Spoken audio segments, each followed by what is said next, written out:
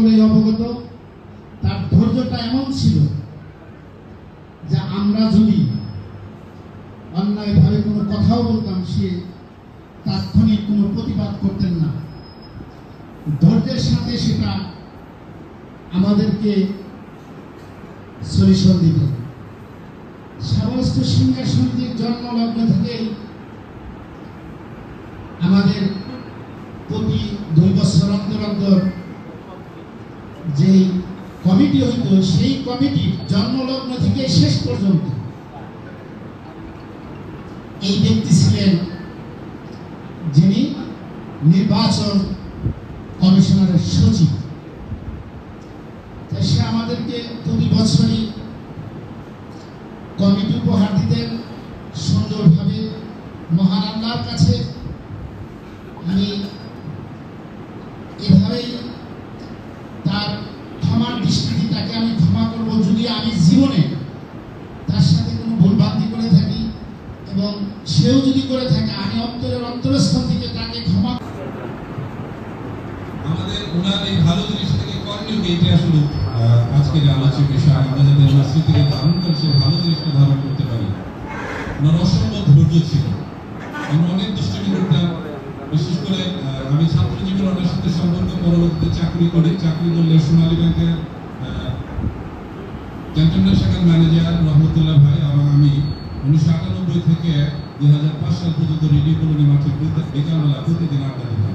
আড্ডা দিতাম মাত্র বিকালবেলা বসতাম। আর উনি আপনারা জানেন রেডিও কলোনি থেকে একটা বাড়ি করেছিলেন। ওই বাড়িতে সেটা একটা স্মরণীয় স্মৃতি। আমরা সকালবেলা ঘুম থেকে উঠে ফজরের নামাজ পড়ে তারপর আমরা জমিতে যেতাম, জমিতে ধান খেয়েছিল। আমি অনেক দুষ্টুমি করেছি, আমি কথা বলতাম বেশি। তো রহমতুল্লাহ ভাই জবাব দিতেন না, শুধু হাসতেন। তো উনাকে যতই তিক্ততাপূর্ণ কথা বলা হতো না, হাসি দিয়ে জবাবটা দিতেন। এটা আমার মনে পড়ে। পরে যখন আমার এই ভাগ্নের সাথে পরিচয় হয়, জাহাঙ্গীর এবং হালিম দুজনের সাথে, ওদের সাথে পরিচয় হয়েছে পরে, তখন অনেক কথা শেয়ার হয়েছে। উনি রেডিওগুলো থাকতেন, পরে আঙ্গিনা আবাসিক এলাকায় বাড়িগুলো ওখানে আসলেন। আমরা চাকরি জীবনের বিষয়গুলো শেয়ার করেছি, পারিবারিক বিষয়গুলো শেয়ার করেছি, সিঙ্গার সমিতির বিষয়ে শেয়ার করেছি, অনেক কিছু। কিন্তু ওনার অসম্ভব ধৈর্য ছিল, আমার এখনো চোখে ভাসে। আমার বাসায় ওনার যাদের ছিল, ওনার বাসায় আমি গিয়েছি, যে যাই বলুন উনি হাসতেন, হেসে জবাবটা দিতেন, কখনো ক্ষিপ্ত হতেন না, রেগে যেতেন না। এটা একটা দারুণ শিক্ষণীয় বিষয়। আর উনি ধীরস্থির থাকার পাশাপাশি পরিশ্রমী ছিলেন। বিশেষ করে সিঙ্গার সমিতি যে কোনো কাজে উনি জড়িত থাকতেন অদ্ভুতভাবে। আমরা অনেক সময় এদিক থেকেছি ওদিক থেকেছি, বাদ দিয়েছি, অথবা মনোপূর্ণ হয়েছে, অথবা রাগ করে আসি, এরকম ছিল। কিন্তু ওনার এই বিষয়টা ছিল না। আর রহমতুল্লাহ ভাই সাধ্যের চাইতেও বেশি উপকার প্রবণতা নিয়ে মানসিকতা ছিল। যে উনার কাছে যেতেন উনি সাজেশন দিতেন, উনি সাজেশন দিতে না পারলে যে সাজেশন দিতেন তার তথ্য দিতেন। এই বিষয়টা আমাদেরকে টেনেছে। আমরা ওনার জন্য দোয়া করব। ওনার সন্তানরা সুসন্তান হয়েছেন, মানুষ হয়েছেন, তাদের জন্য দোয়া করি। তাদের দোয়াটাই বেশি কার্যকর হবে। আর যাদের সাথে সম্পর্ক ছিল, উনি জীবনে কারোর সাথে খারাপ ব্যবহার করেছে হতে পারে, আমরা এরকম এমনটা দেখিনি। যদি ওনার ব্যবহার আমাদের মনোকষ্টের কারণ হয়ে থাকে, আমরা অবশ্যই ওনাকে মাফ করে দিব এবং ওনার জন্য দোয়া করবো। রহমতুল্লাহ সাহেবের স্মরণে আজকের এই দোয়া মাহফিলে এই অনুষ্ঠানের সম্মানিত সভাপতি মঞ্চভূষ্ট সিঙ্গার সমস্ত সিঙ্গার সমিতির বিভিন্ন পর্যায়ের ব্যক্তিবর্গ, শৈশবকাল থেকেই একদম ভর্তি হওয়ার পরে থেকেই তার সাথে আমাদের পরিচিতি বা আত্মীয়তার সম্পর্ক ছিল। তো যাই হোক, উনি বিভিন্ন পর্যায়েই মানে ওনার সাথে আমাদের অনেক ধরনের স্মৃতি জড়িয়ে আছে। বিশেষ করে ওনার যে গুণগুলো, সেটা হলো যে উনি সব বিষয়ে পারিবারিক, সামাজিক বা বিভিন্ন বিষয়ে উনি পরামর্শ করতেন, জিজ্ঞাসা করতেন। এবং আমিও আমাদের পরিবারের বিভিন্ন বিষয় নিয়ে ওনার সাথে বিভিন্ন সময় সব কিছু সহ পরামর্শ করেছি। তো আল্লাহ তাআলার সবচেয়ে যে সম্মানিত মাস, সেই মাসের সবচেয়ে মানে সম্মানিত সময় আল্লাহ তাআলা তাকে দুনিয়া থেকে নিয়েছে। তা আমরা সবাই ওনার এই বিদায়কে আমরা শ্রদ্ধার সাথে স্মরণ করবো এবং ওনার মাগফিরাত কামনা করবো। সেই সাথে ওনার পরিবারের সকল সকলের জন্য আমরা দোয়া করবো যেন আল্লাহ তাআলা তাদেরকে এই ধৈর্যশীল এবং তার এই অভাবকে কাটিয়ে দেন। বিশেষ করে তার সন্তান একজন বিদেশে থাকে, আরেকজন দেশে সরকারের প্রশাসন ক্যাডারে চাকরিরত আছে। আমরা সকলের জন্য দোয়া করবো আল্লাহ তাআলা যেন আমাদের সবাইকে মাফ করে দেন, বিশেষ করে ভদ্র ভাইকে যেন আল্লাহ বেহেশতের সুউচ্চ মাকাম দান করে। আসসালামু আলাইকুম ওয়া রাহমাতুল্লাহ। সমস্ত ভালো কাজগুলোকে আল্লাহ যেন আমল হিসেবে গ্রহণ করে তার জীবনের সমস্ত মাফ করে জান্নাত বাসী করে সেই কামনা করছি। সকলকে ধন্যবাদ জানিয়ে আমার সংক্ষিপ্ত শেষ করছি। আসসালামু আলাইকুম। আমরা বিশেষ করে আমি তার অনেক উপদেশ পেয়েছি। আমরা দীর্ঘদিন ধরে সাভার থাকি, আমার পূর্ববর্তী বক্তারা বলে গেছেন তার সাথে বন্ধুত্বপূর্ণ আচরণ ছিল, কিন্তু আমরা ছিলাম তার ছোট ভাইয়ের মতো। তিনি এই সংগঠনটাকে তিলে তিলে এই পর্যন্ত নিয়ে আসছেন। প্রধান উপদেষ্টা কিন্তু বিশাল একটা পদ, অনেক বড় একটা সম্মানের স্থান। সেই স্থান থেকে আমাদের এই সংগঠনটাকে তিনি হাত দিয়ে ধরে গড়ে দিয়ে গেছেন আমাদের ভবিষ্যৎ পথ চলার জন্য। আমরা যাতে ভুলে না যাই তার এই দিক নির্দেশনা আমরা স্মরণ করব, মনে রাখব, যাতে তার দেখানো পথে আমরা সঠিক পথে সাভারের যতগুলো আমরা সিঙ্গারে বসবাস করি তার দিক নির্দেশনা মতন আমরা এই সংগঠনটা পরিচালিত করতে পারি। তার বিদেহীর একটা মাগফিরাত কামনা করছি। প্রধান উপদেষ্টা তিনি যে মারা গেছেন তাকে নিয়ে আসলে একেবারে কিছু না বললেই না। সে আসলে আমার বাবার খুব কাছের মানুষ ছিল, খুব আদরের মানুষ ছিল। আমিও তার খুব আদরেরই ছিলাম। তিনি যেদিন মারা গেলেন তার ঠিক 3 দিন আগে আমাকে দেখে আসছে। আমার অফিসে গেলেন, যে বললেন যে ভালো আছো? তাকে বললো ভাই আপনাকে নরম মনে হয়েছে কেন? আসলে বয়স হয়ে গেছে তো সব মিলে চলে। সে আমাকে ই করলো যে জয়ী এখন এরা চলে যায়, আমাদেরকে তোমরা মাফ করে দিও। আমি আবার তার কাছে মাপ চাইলাম, সাথে সাথে আমি তার পায়ে ধরে মাপ চাইলাম যে ভাই আমি আপনার আমার বড় মানুষ, আপনি মাপ চাইলাম, আমি মাপ চাই। সাথে সাথে আমাকে টাইম করি, পায়ে ধরতে পারলাম না। আসলে তাকে নিয়ে কথা বলতে যাই, আসলে হয়ে যাচ্ছে। তার লেনদেন এত ভালো ছিল, আমার মনে হয় এখানে অনেকেই জানেন, হয়তো তার কাছে লেনদেন করছে কিনা জানি না।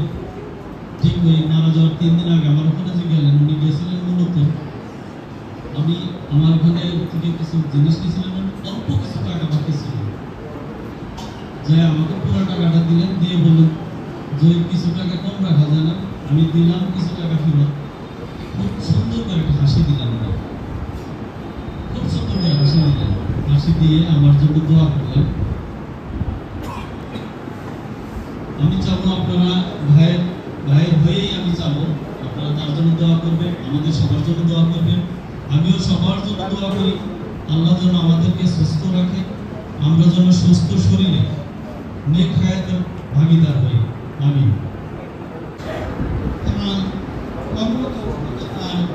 যথেষ্ট আগ্রহ ছিল এবং সহানুভূতিশীল ছিলেন, এবং ওনার বিষয়ে দু একটা কথা আমি বলি। সেটা হলো যে উনি আমাদের সমিতির যদি কারো কোনো অসুবিধা থাকতো ওনার কাছে পেশ করতে বা সাহায্য সহযোগিতা চাইলে উনি সততাই আমার একটা উপকারের কথা ওনাকে আমি অনুসরণ করছি। আমার ওই নবীনগরে একটি জমি ছিল, অত্যন্ত সংকটাপূর্ণ ছিল সেই মুহূর্তে। সেখানে আমাদের সমিতি উনি ছিলেন, আবুল মিয়াজ ভাইও ছিলেন, ভাই উনি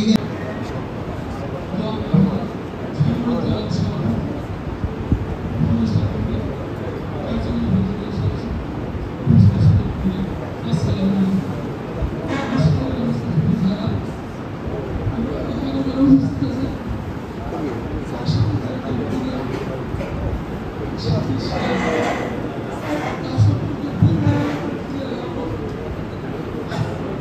শেষ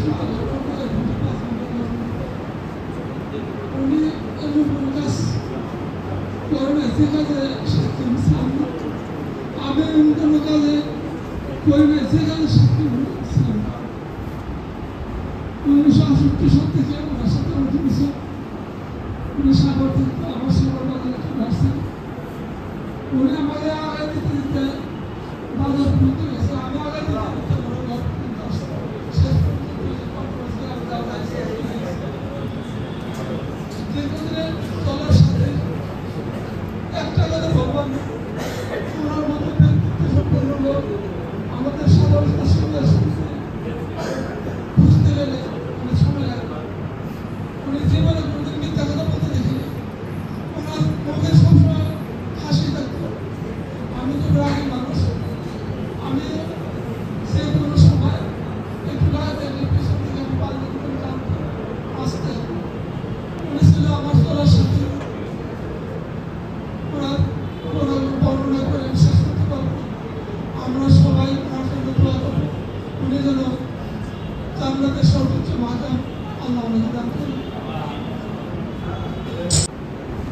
যারা মুখলেসুর রহমানের মাবিও আছে, যখন আমরা সংসদ সমিতির প্রথম মিটিং করতাম তখন উনি আমাদের সাথে ছিলেন। আজকে উনি আমাদের মাঝে নেই। দীর্ঘদিনের পথ চালায় উনি এই সমিতির ব্যাপারে যে অবদান রেখেছে তা আমাদের সবাই সারা জীবন স্মরণীয় হয়ে থাকবে। আমরা পাশাপাশি একটা স্কুল করেছি, স্ট্যান্ডার্ড পাবলিক স্কুল। উনি আমাদের সেই স্কুলের অংশীদার। সেখানে ওনার যে পদচারণা ছিল অত্যন্ত সৌহার্দ্যমূলক। কখনো কোনো কথা বা কোনো পরামর্শ দ্বিমত পোষণ করেন। উনি হাসি মুখে সব কিছু মেনে নিয়েছেন। সামরাজ্য শিক্ষা সমিতিরও বিভিন্ন সময় বা এই প্রতিষ্ঠালগ্ন থেকে প্রায় সময় উনি এই নির্বাচন কমিশনের সদস্য সচিব হিসেবে দায়িত্ব পালন করেছেন। অত্যন্ত সুন্দর এবং সুচারুভাবে এই দায়িত্ব পালন করেছেন। আমার মনে হয় না কোনো সদস্য ওনার প্রতি রাগ বা বিরাগের বশীভূত হয়েছে। ওনার স্মৃতি আসলে আজকে চোখে ভাসে। উনি শেষ কথা আমার সাথে যেদিন হয়েছিল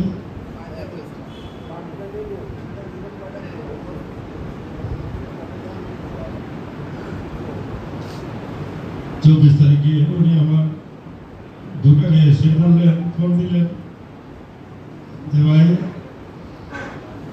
আপনার ফার্মেসি খোলা, আপনি কই?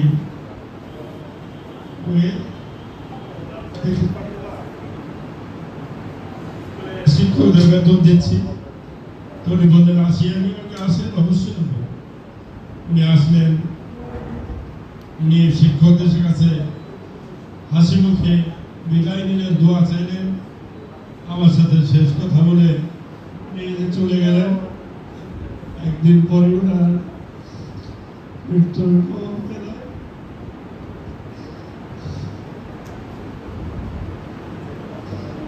চলে গেলাম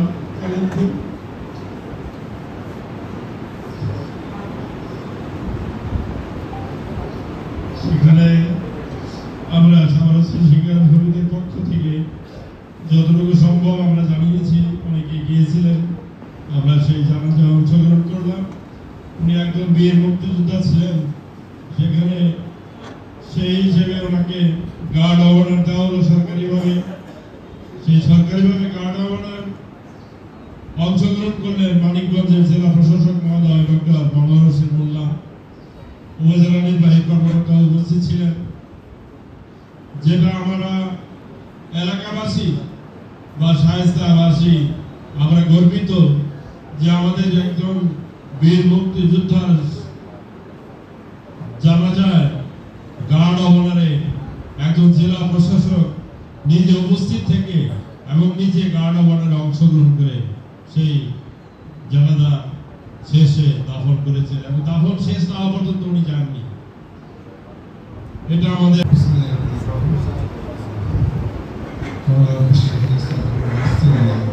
মুহূর্ত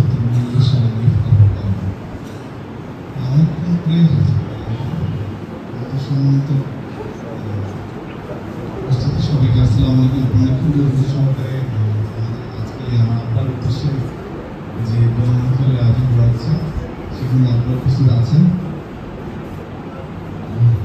আব্বার মৃত্যু নিয়ে 1 মিনিট না বললেই না, যেটা কিভাবে আব্বার আসলে প্রথম দিকে কি ঘটেছিল। আমি আব্বার আসরের নামাজ, আব্বা জামাতে নামাজ পড়লেন। জামাতে নামাজ পড়ার পরে আমি তখন বাড়িতে ছিলাম, গ্রামের বাড়িতে আমি আগের দিন রাতে গিয়েছিলাম। তো আব্বা আমাকে বললো যে চলো একসাথে যাই। আমরা দুজন সাথে আমার কয়েকজন কাজিন ছিল, আমরা একসাথে প্রায় 5-6 মিনিট হাঁটলাম। আমাদের একটা মাদ্রাসায় দাওয়াত ছিল, ইফতারের দাওয়াত ছিল। তো সেইখানে আমাদের বাড়ি, গ্রামের আমাদের বাড়ি থেকে প্রায় 7-6 মিনিট কথা, 5 কিলোমিটার। কিন্তু আব্বা খুব স্লো হাঁটছিলেন, আমরাও আব্বার মতো করে হাঁটছিলাম, কথা বলছিলাম।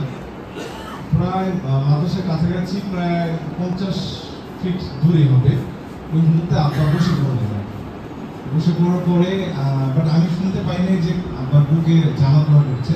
আমার কাজিন একজন বললো যে আপনাকে বলছে তার বুকে জ্বালা পোড়া করছে। তো আমি আবার একটু আগে থেকে আবার পিছিয়ে আসলাম। আমি যখন তাকে বললাম যে আপনার খারাপ লাগলে বলতেন, আমরা আসতাম না বা গাড়ি নিয়ে আসতাম, মোটরসাইকেল ছিল। আবার কোনো উত্তর দেননি। কতক্ষণ পরে আরো কয়েকজন আসলেন, মাদ্রাসার কয়েকজন লোক আসলেন, যেহেতু মাদ্রাসা থেকে মাত্র 50 ফিট দূরে। তারা এসে বললেন যে ভাই একটু ভিতরে যেয়ে বসে। তারপর আবার হাঁটা শুরু করলেন, নিজে নিজে হাঁটলেন। তার দুই পাশে হয়তো আমরা ছিলাম, বাট নিজে নিজে মোটামুটি হেঁটে মসজিদের ভিতরে দোতলায় যাচ্ছিলেন। ওই মুহূর্তে উনি আবার বুকে ব্যথা অনুভব করলেন এবং বসে পড়লেন। আবার আমার সন্তান হিসেবে আব্বার কাছ থেকে শোনার কথা ছিল এটুকুই যে আব্বা প্রচন্ড ঘামতেছিলেন, প্রচন্ড কপালে প্রচন্ড 35 ডিগ্রি 40 ডিগ্রি টেম্পারেচারে যেরকম ঘাম বের হয়, আবার কপালে মাথায় ওরকম ঘাম হচ্ছে।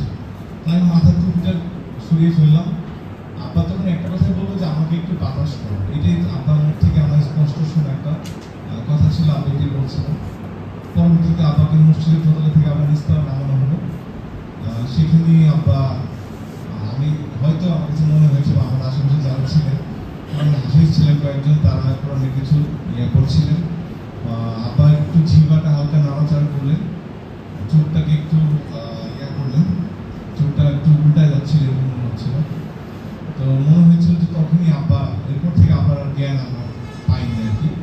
হয়তো আব্বার আল্লাহ তাআলা ডাকে সেখান থেকে চলে গিয়েছেন। তারপরও সন্তান হিসেবে মনে হচ্ছিল যে না, আব্বা হয়তো বেঁচে আছে। আব্বাকে নিয়ে আমরা কাজিনদের সঙ্গে অটোতে করে গ্রামে, একদম প্রত্যন্ত গ্রাম আমাদের সাথে, তারপরে একটা ইয়াতে করে প্রাইভেট গাড়ি করে নিলাম হিমালপুর থেকে। ওখান থেকে অ্যাম্বুলেন্সে করে নেওয়ার পরে হসপিটালে এনএসসিবিলিতে নেওয়ার পরে ওখানে কর্তব্য ডাক্তার বললেন যে কোনো পাস নিয়ে নেন। তো আব্বার সম্পর্কে এইটুকুই আর কি। ওনার মৃত্যুটা হচ্ছে ইফতারের ঠিক 5 থেকে 10 মিনিট আগে। এবং ওই সময় আব্বা রোজাদার অবস্থায় ছিলেন, মসজিদের ভিতরে ছিলেন। ওলামায়ে বায়ান হাদিসে আমি পড়েছি যে মুমিন ব্যক্তির মৃত্যুর একটা সিম্পটম হচ্ছে তার কপালে প্রচন্ড ঘাম হবে। ওই হাদিস আর কি, জানি না বাকিটা আল্লাহ তাআলা আমরা আমার বাবাকে যেন সুন্দরভাবে নিয়েছেন বলে মনে করি। তারপরও আফসোস থেকে যায় যে কিছুই করতে পারিনি আমার জন্য সন্তান হিসেবে। উইদিনের 10 মিনিটসের মধ্যে আসলে এই ঘটনা ঘটেছে। আর আব্বার সম্পর্কে আমার অনেক প্রিয় কাকা, মামা বা ভাইয়ের অনেক কিছু বললেন আব্বা সম্পর্কে। সে সম্পর্কে আমি আসলে পুনরাবৃত্তি না করি। আব্বা আসলে ছোটবেলা থেকে দেখেছি আমার বাবা কখনোই রাগ করতেন না। মাঝে মাঝে রেজাল্ট একটু খারাপ করলে বা কিছুটা রেজাল্ট মার্কস 5-10 নম্বর কম পেলে বলতেন যে আর একটু ভালো করে করতে হবে, এর চেয়ে বেশি কিছু আমাকে বলতেন না। আমি একটা ঘটনা বলি, আমি ক্লাস 5-এ আমার চেয়ে পরের লোক বৃত্তি পেয়েছে, আমি বৃত্তি পাইনি। সারা বছর চন্দ্রায়ন পরীক্ষা দিয়েছিলাম, কিন্তু আব্বা আমাকে কিছুই বলে নাই। কিন্তু আমি বুঝতে পেরেছি আব্বা প্রচন্ড মন খারাপ করছিল, কিন্তু আমাকে কিছুই বলে নাই। ক্লাস 8-এ যখন বৃত্তি পেলাম তখন বুঝতে পেরেছিলাম যে আব্বা তখন তার অনুভূতি প্রকাশ করেছিল যে তিনি কতটা খুশি হয়েছিলেন। আব্বা অত্যন্ত নম্র ভদ্র মানুষ ছিলেন আমার মনে হয়। সন্তান হিসেবে আমার যে আপনার কিছু জাজ করতে পারবে।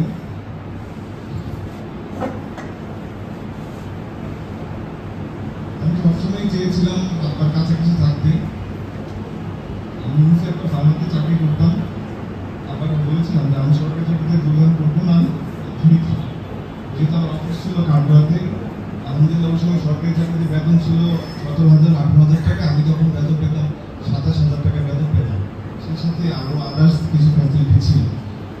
কিন্তু আব্বার কথা অনুরোধে আসলে পরবর্তীতে সরকারি চাকরিতে আসা, কিন্তু দুঃখজনক হচ্ছে গত 10টা বছর আমি সব দূরে দূরে চাকরি করেছি, আব্বার কাছে থাকতে পারিনি।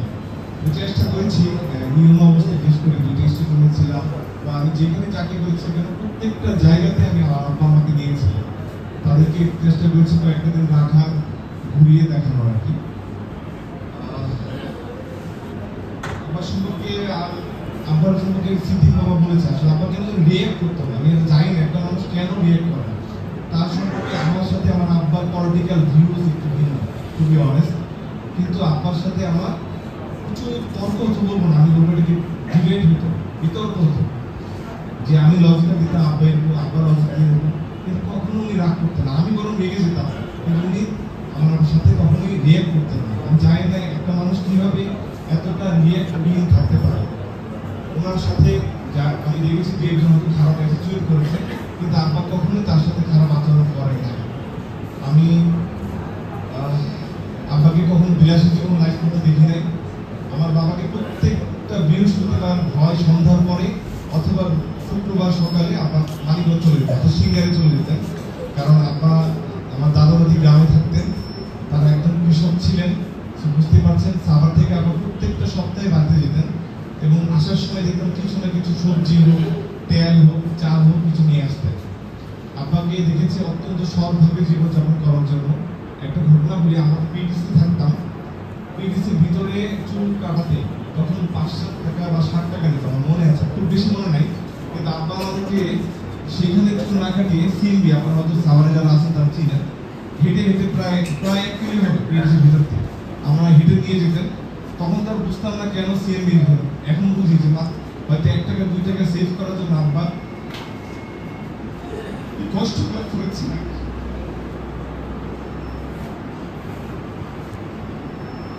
আব্বাকে আত্মহত্যার হক আদায় করতে দেখেছি। আমি দেখেছি আমার ছোট চাচা খুব তাড়াতাড়ি মারা গিয়েছে, তার 3টা ছেলে মেয়ে মারা গিয়েছে, তাদের বাড়িতে চাল পাঠিয়ে দিয়েছেন, তাদের একটা ঘরের প্রায় অনেকটা অংশ করে নিয়েছেন। আমার বড় কাকিকে আব্বা খুব ভালোবাসতেন, শ্রদ্ধা করতেন। আব্বা একটা ঘর, আমাদের একটা ঘর, আব্বা পুরো ঘরটা টিনের একটা ঘর আব্বা আমার বড় কাকিকে দিয়ে এসছেন। গত বছর আব্বা আমার সেদিকে কিছু জমি ছিল, সেটা মসজিদে ওয়াকফ করে দিয়েছে। আব্বাকে আমি দেখেছি আত্মহত্যা হক কিভাবে পালন করতে হয়। আমার ছোট চাচা সাভারে চাপাই নেওয়ার একটা জায়গা ছিল, আব্বার অর্জিত অর্থের কিছু টাকা, আমার ছোট চাচা বিদেশে যাওয়ার সময় আমার আব্বা সেই জায়গাটা যতদূর মনে করে 1.5 লাখ, ওই সময় আজ থেকে হয়তো 1996 or 1994 এরকম টাইমে, আমার তখন অনেক ছোট, পরে শুনেছি, বুঝতেই পারছেন 94-এর 1.5 লাখ টাকা জমি কেমন দাম। তো আমার ছোট চাচাকে সেই জমি বিক্রি করে নিয়ে বিদেশে পাঠিয়েছিলাম। আব্বা এতটা স্যাক্রিফাইস মাইন্ডেড ছিল, তার আত্মহত্যার হক উনি আদায় করেছিলেন। আমি দেখেছি আব্বাকে, আমি তো গ্রামে সবাইকে চিনি না, আমার চাকাদের টাকা, আমার ভাইয়াদের টাকা আমরা আব্বাকে দিতাম। আব্বা এবার আমি দেখেছি ডায়েরিতে সুন্দর করে লিখে রেখেছেন কাকে কত টাকা দিয়েছেন, কাউকে কত টাকা দিবেন। হয়তো সব দিয়ে যেতে পারেন না, আমার মনে হয়েছে, কারণ কাগজ অনেক কিছু লিখেছেন, যে নাম লিখেছেন, এমন লিখেছেন কিন্তু দেননি। তা আব্বা জিনিসগুলো এই আর কি দেখতাম যে আব্বা আত্মহত্যা হওয়ার পর গ্রামের কারা গরিব আছে তাদের বিষয়ে আলোচনা করতাম। আমি সেই সময় সমাজ কল্যাণ মন্ত্রণালয় থেকে কিছু টাকা কিছু মানুষের জন্য আনার চেষ্টা করেছিলাম। আমি আব্বা যেদিন মারা যায় তার সাথে আমার ঘরের ভিতরে আমি চেকগুলো আব্বার হাতে দিয়েছিলাম যে আব্বা আমি আজকে রাতেই চলে যাবো, অফিস আছে পরের দিন, আপনি চেকগুলো পরের দিন টাকা তোলা যদি হয় তাহলে একটু কাইন্ডলি গরিবদেরকে আপনি নিজের হাতে দিয়ে দিলেন। কিন্তু আসলে সেই সুযোগটা হয়নি। আব্বাকে আমি আমার ছোটবেলা থেকে ফজরের নামাজ মসজিদে জামাতের সাথে করার দেখেছি এবং আব্বাকে ফজরের নামাজ মিস করতে, আমার আম্মাকেও আমি দেখি না ফজরের নামাজ আব্বাকে আমাকে মিস করতে। তবে অসুস্থতার কারণে সেই দিকে কিছু কিছু সময় উনি মসজিদে যে নামাজ আদায় করতে হতো ফজরের নামাজটা আদায় করতে পারেন না। আব্বার সম্পর্কে আপনাদের আসলে বলে শেষ করা যাবে না। আব্বা প্রচুর হাঁটতেন। আব্বা ওষুধের সাভার স্ট্যান্ডে ওষুধের যে দাম ছিল সেখানকার তুলনায় থানা স্ট্যান্ডে আব্বা আসতেন হেঁটে হেঁটে অথবা রিক্সা, যে এখানে ওষুধের দামটা একটু কম। মানে আপনি এই জিনিসগুলো খুবই ক্ষুদ্র ক্ষুদ্র বিষয়গুলো আপনি দেখতেন। উনি প্রচুর পরিশ্রম করেছেন। আমার মনে হয়েছে ওনার জীবনে এত নির্মম একটা মানুষ যাকে কখনোই কেউ কিছু লাগাতে পারত না। আমি আমার চাকরি জীবনের লাস্ট ৬-৭টা মাস আব্বার খুব কাছাকাছি থেকেছি, মৃত্যু দিনটাতেও কাছাকাছি থেকেছি। আব্বা কখনো আমাকে বলে নাই তুমি গরিবটাকে হেল্প করো, কিন্তু আব্বার সাথে থেকে দেখেছি যিনি প্রচুর গরিবটাকে হেল্প করতেন। উনি ওনার মুখে বলতেন, উনি ওনার কাজের মাধ্যমে আমাদেরকে ফলো করা শিখিয়েছেন যে আমি এই কাজগুলো করছি, তোমরা এই কাজগুলো করো। উনি একটা কথা সবসময় বলতেন, তোমরা দুইটা ভাই একসাথে মিলেমিশে থাকবে, গরিবের হক আদায় করবে, ইনসাফের সাথে চলবে, কখনো হারাম ইনকামের দিকে যাবে না। আমার বিশ্বাস আমি আমার বড় ভাই আমরা সেই জিনিসটা আমি নির্ভয়ে বলতে পারি যে আমার সরকারি চাকরির জন্য 11 বছর আমি এক্সিলেন্ট ছিলাম, ইউনো ছিলাম প্রায় 3 বছর। আমার এলাকার কেউ বলতে পারবে না যেখানে যারা চাকরি করেছি যে আমি 1 টাকা হারামভাবে ইনকাম করেছি। আমি দোয়া করবেন আমার চাকরি হতে আরো 22 বছর আছে, আমি যেন সেই জীবন বাকি জীবনটাও হালালের সাথে করতে পারি। এবং সন্তানের যে একজন ব্যক্তি মারা গেলে তার 3টা আমল চালু থাকে আপনারা জানেন, তার মধ্যে একটা হচ্ছে নেককার সন্তান। জানি না তার নেককার সন্তান হতে পারবো কিনা, কিন্তু আমরা যতদিন বেঁচে আছি আমার জন্য আমার 2 ভাই যেন আব্বার সেই হকটা আদায় করতে পারি। সেই সাথে আব্বার সাথে যারা মিশেছেন, রিয়াজ কাকা, আনোয়ার কাকা সহ আমাদের এই সিংহাসন কমিটির ইউনুস কাকা সহ যারা পরিচিত অনেকে আছে, সবার নাম আর বলছি না, তারা সবাই একসাথে চলেছেন। যদি কখনো আব্বার আচরণে বা অ্যাটিটিউডে আপনার কষ্ট পেয়ে থাকেন, মনে যদি কষ্ট পেয়ে থাকেন, প্লিজ আমি সন্তান হিসেবে তার ছোট সন্তান হিসেবে ক্ষমা চাচ্ছি, আপনারা আমার বাবাকে ক্ষমা করে দিবেন। পরিশেষে একটুই কথা যে আমার বাবার জন্য দোয়া করবেন, আমার বাবার জন্য দান করবেন। দোয়া তো সবাই করবেন, সেই সাথে যদি সুযোগ হয় একটা ঈদ যদি কোনো মাদ্রাসা দিতে পারেন, একটা গরিবকে যদি 10 টাকা দান করতে পারেন, মানে দোয়া করবেন এবং দান আমার বাবার জন্য যদি পারেন খানিকটা দান করবেন। যদি সম্ভব হয় আমি অনুরোধ করব যে সিংহাসন সভা সমিতির পক্ষ থেকে তারা যদি কোনো সুযোগ একটা ছোট্ট অংশ, একেবারে ক্ষুদ্র একটা অংশ যেটা সৎকার জারি হিসেবে বা তার কম আমল নামায় সেটা যোগ হবে, সেরকম কোনো কিছু আয়োজন করা যায়, ছোট্ট একটা জায়গায় কোনো একটা প্রাতিষ্ঠানিক বা কোনো একটা চ্যারিটিতে সেটা দেওয়া যায় কি। পরিশেষে আমি সবাইকে আবার ধন্যবাদ জানিয়ে আমি আমার জান্নাতে যাওয়ার সহজ 2টা পথ ছিল আমার মা আর বাবা। আমার বাবাকে হারিয়েছি, আমার মা আছে, আমার মা দীর্ঘ কামনা আপনারা দোয়া করবেন যেন মায়ের সেবাটা করতে পারি। সূরা কাহফের একটা আয়াত বলে শেষ করি।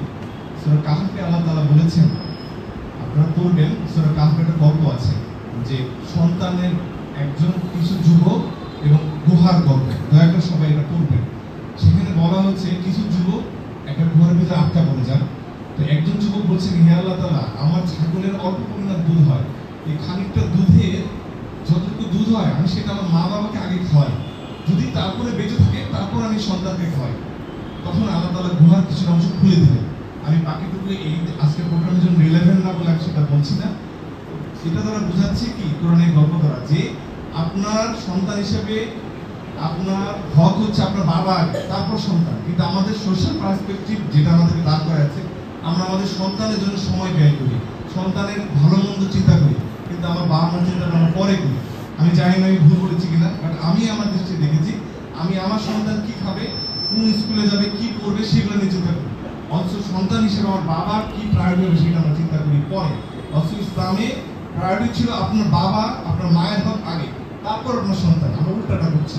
তাই যারা আপনাদের বেঁচে আছেন, বাবা হারানোর কষ্টটা যারা হারায় নাই তারা বুঝতে পারবে। আমি কখনোই বুঝতে পারতাম না, বাবা হারানোর পর বুঝতে পারছি যে এটা আসলে কোনো সলেস হয় না, সান্ত্বনা হয় না। তাই প্লিজ আপনাদের যারা বাবা বেঁচে আছেন, বাবাকে আপনারা দয়া করে হোস্টেলের মতো করে 4 ভাই 1 মাস করে ভাগ ভাগ করে না রেখে চেষ্টা করুন আপনার বাইরে যেন সারাটা জীবন আপনার বাবা থেকে মারা যেতে পারে। তাহলে মনে করবেন আপনার বাবা মায়ের সন্তুষ্টি মানে আল্লাহ সন্তুষ্টি, আপনার জন্য জান্নাত নিশ্চিত।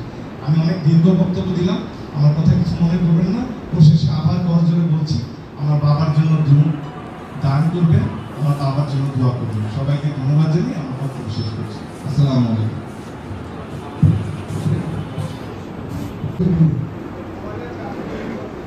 রহমতুল্লাহ ভাই তার সম্পর্কে সবাই অনেক কথা বলেছেন, তার সাথে যারা চলাফেরা করছে, তার সাথে যারা উঠাবসা করেছেন, তার ছোটবেলার সঙ্গী অনেকেই আছেন, ঘনিষ্ঠজন আছেন, বন্ধু-বান্ধব আছেন। আমার সাথে অ্যাকচুয়ালি ঘনিষ্ঠতা শুরু হয়েছে সাগরস্থ সিংহের সমিতিতে সম্পৃক্ত হওয়ার পরে।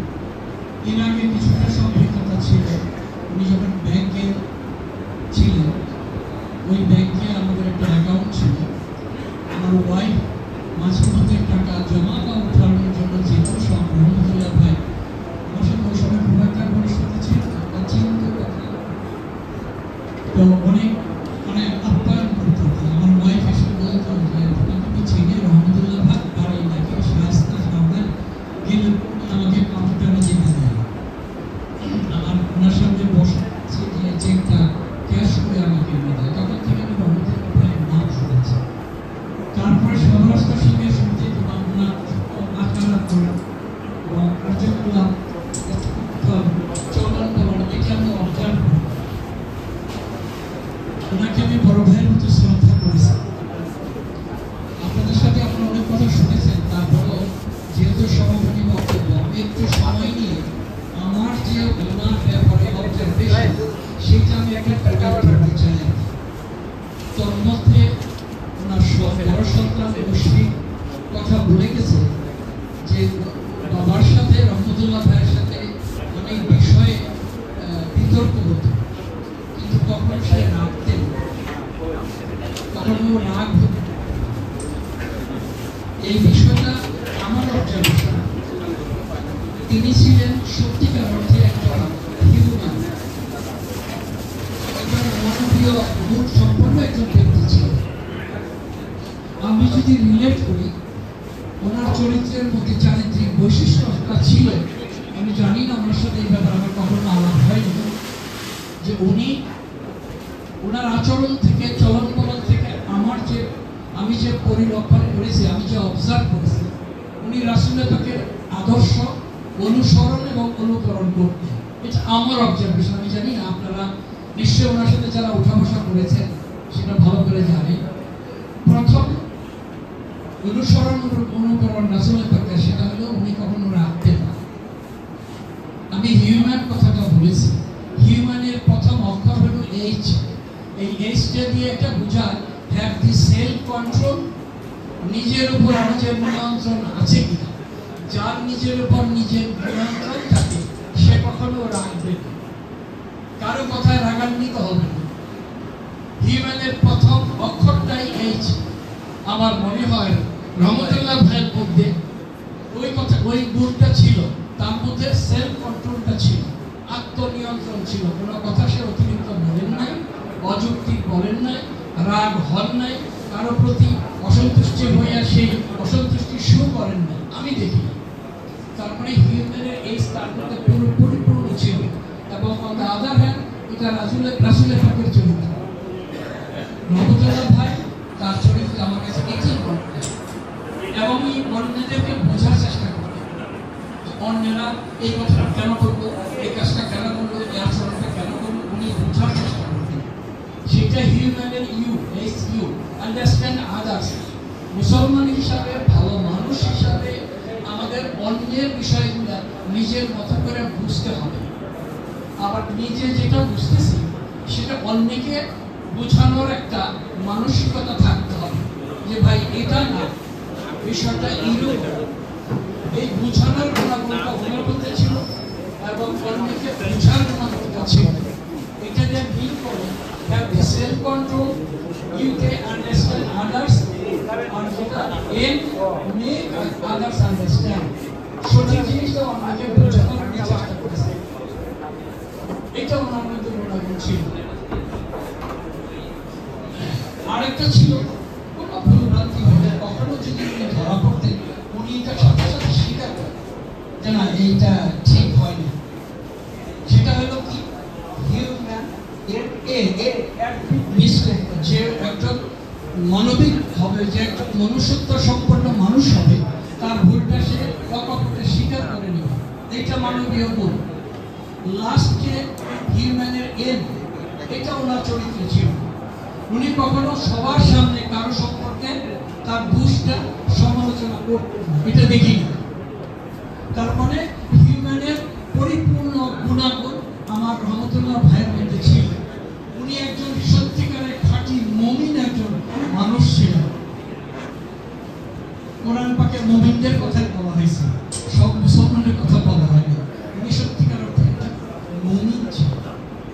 এই হিউম্যানের গুণাগুণটা এটা ইংরেজিতে বলা হয়েছে হিউম্যান, বাট অ্যাকচুয়ালি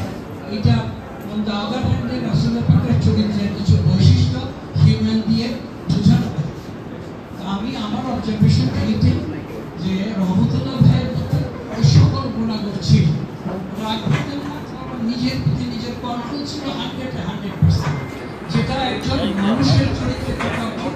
সর্বোপরি আমরা মুসলমান হলে মুসলমানের মধ্যে 100% আত্মনিয়ন্ত্রণ থাকা উচিত।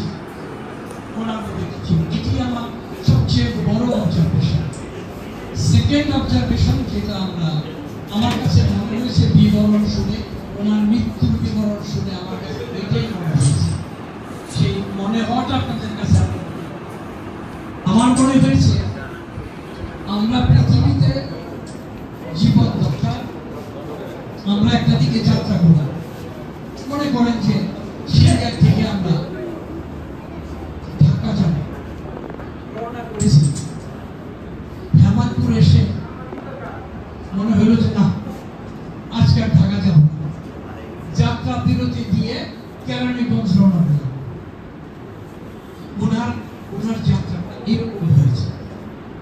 উনি পৃথিবীর যাত্রা করেছিল, রোজা অবস্থায় যাচ্ছিল একটা জায়গায় গিয়ে উনি যাত্রা ভঙ্গ করে উনি ওনার অন্য যাত্রায় ওখান থেকে সে রওনা দিয়েছে। এটা আমাদের জন্য একটা লার্নিং, একটা শিক্ষা। কারণ উনি চলন্ত অবস্থায়, সুস্থ অবস্থায় সে হেঁটে চলে যাচ্ছে, যাত্রা বিরতি করে উনি জান্নাতের দিকে রওনা দিয়েছে, ঢাকা রওনা না দিয়ে। এটা আমার অবজারভেশন, আমি জানি না আপনারা কিভাবে নেবেন। আমি গভীরভাবে এটি আমার কাছে পরিলক্ষিত হয়েছে। কারণ তিনি একজন মুমিন ব্যক্তি, তার কোনো চিন্তা চেতনা ছিল না যে যাচ্ছে যে সে ওখান থেকে যাত্রা বিরতি করে চলে যাবে, এটা তার কোনো মনের ভিতরে কষ্ট ছিল না এবং এটা নিয়ে সে ভাবেও না। আল্লাহ পাক ওনাকে ওই সময়টাতে জান্নাতের দিকে ফিরে নিয়ে গেছে। সে আর কোথায় যাচ্ছিল যেন, ওই মাদ্রাসায় যাচ্ছিল, মাদ্রাসার যাত্রা ভঙ্গ করে জান্নাতের দিকে রওনা দিয়েছে। আল্লাহ পাক তাকে জান্নাতের যাত্রা শুরু করে দিয়েছে। আমরা এটাই করি যে পৃথিবীতে আমরা এসেছি নিজের ইচ্ছা আসি না, যাওয়াটাও নিজের ইচ্ছায় যেতে পারবো, এটা মনে রাখতে হবে। আজকের এই অনুষ্ঠানে দোয়ার মাহফিল, আমরা রহমতুল্লাহ ভাইয়ের জন্য আমরা দোয়া করবো। খাস করে আমরা আপনাদের আলোচনাটা, এটা আসলে আমাদের আলোচনার মধ্যেই সীমাবদ্ধ না, যেটা আমাদের সন্তান মুশফিক যেটা আবেদন করে গেছে, ওনার আব্বার জন্য আমাদের যে কিছুটা দানের ব্যবস্থা, কিছুটা অন্য সময় ওনার উদ্দেশ্যে কিছু করা, সেটা তো সবচেয়ে উত্তম। ঘটা করে সভা করে দোয়ার মাহফিল করলাম, এরপরে ভুলে যাই, সেটা কিন্তু ঠিক না। আমরা যদি একজন মুমিন বান্দার কথা স্মরণ রাখি সব কাজে সবসময়, পরবর্তীতে দেখা যাবে আমাদের পালাটাও সে আমাদের জন্য কেউ না কেউ স্মরণ করবে। এটা ইসলামের শিক্ষা। আমরা কেন মোনাজাতের সময় আমরা সকল মুর্দাদের উদ্দেশ্যে আমরা দোয়া করি এবং পৃথিবীর সকল মুসলমানদের জন্য দোয়া করি, এবং বাবা আদম আলাইহিস সালাম হতে শুরু করে এ পর্যন্ত যারা কবরে বাসী হয়েছে তাদের জন্য দোয়া করি। এই দোয়াটা পক্ষান্তরে নিজেদের কাছে চলে আসে, এইটাই মনে করে আমরা সবসময় দোয়া করি। এটা ইসলামের শিক্ষা। আমরা যেন পরিপূর্ণ ইসলামের শিক্ষাটা অর্জন করতে পারি।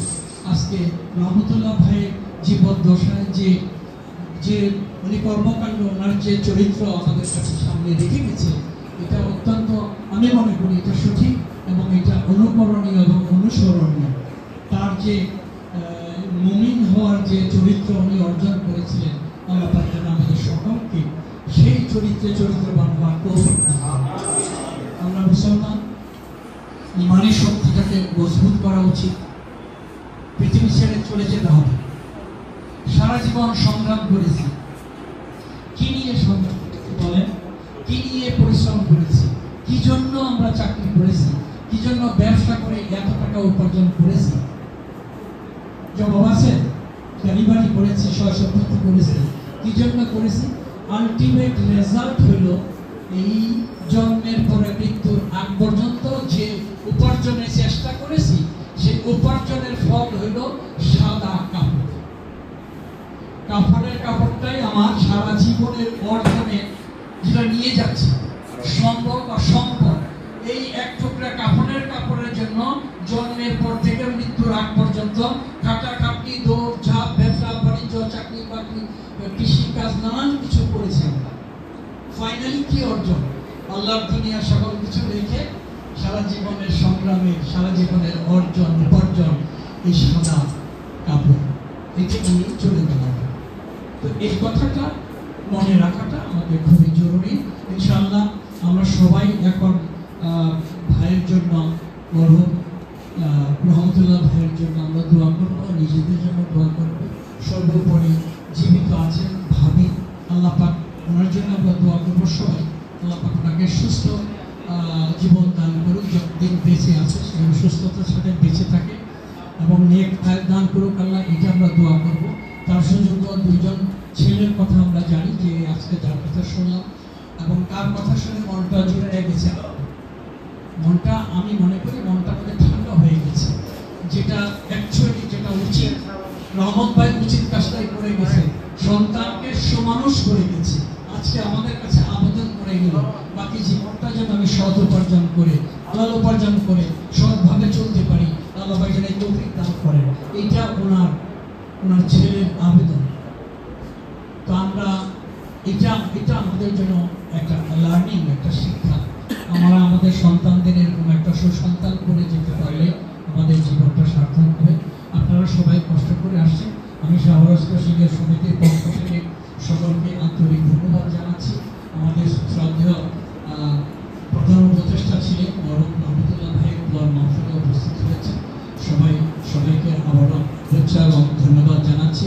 সর্বোপরি রহমত ভাইয়ের পরিবার, সন্তান এবং ভাবি, আত্মীয় স্বজন যারা আছে সকলকে আল্লাহ পাক এই ধৈর্য ধারণ এবং এই সুখ সৈরা আল্লাহ পাক তৌফিক দান করুন, এবং মুশফিকের কর্মজীবন সততার সাথে, নিষ্ঠার সাথে পালন করুন, দেশ এবং জাতির সেবা করুন, এই দোয়া করে এবং সকলকে আমার সালাম জানিয়ে আমি আমার বক্তব্য শেষ করছি।